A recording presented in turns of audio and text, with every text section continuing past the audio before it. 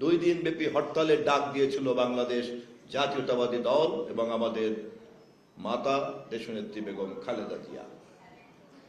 গায়েবাজারে জানাজা অনুষ্ঠিত হয়েছিল বিএনপির কেন্দ্রীয় কার্যালয়ের সামনে। হত্যাকারীরা যখন এই অপরাধকে ভিন্ন খাতে প্রবাহিত করার জন্য নানান রকম বিকৃত তথ্য ছড়াছড়ি করতে শুরু করলো, সরকারের সমস্ত ধরনের সমর্থক গণমাধ্যমকে ব্যবহার করে নানান রকম নাটক এবং মিথ্যা কাহিনী প্রচার করতে শুরু করেছিল এবং শেষ পর্যন্ত সরকার যে বয়ান দাঁড় করলো সেটি হচ্ছে এটা বিএনপির নেতৃত্বে এই ঘটনা ঘটেছে। নিশ্চয়ই আপনাদের তা মনে আছে।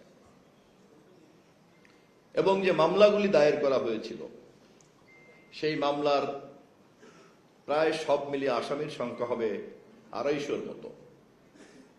8টি মামলা হয়েছে এবং সেই মামলাগুলিতে এই সমস্ত আসামির মধ্যে শতকরা 90% আসামি হচ্ছে বিএনপি এবং তার অঙ্গ সংগঠনের নেতারা এবং প্রথম সারির নেতারা, বিশেষ করে অঙ্গ সংগঠনের হাবিবুন নবী সোহেলের মতো নেতা, আব্দুল কাদের ভূঁইয়া জুয়েলের মতো নেতা, এই ধরনের অঙ্গ সংগঠনের সব বড় বড় নেতাদেরকে আসামি করে করা হয়েছে।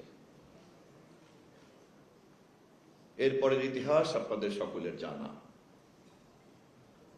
শাপলা চত্বরের এই জমায়েত এবং ফ্যাসিবাদের এই আক্রমণ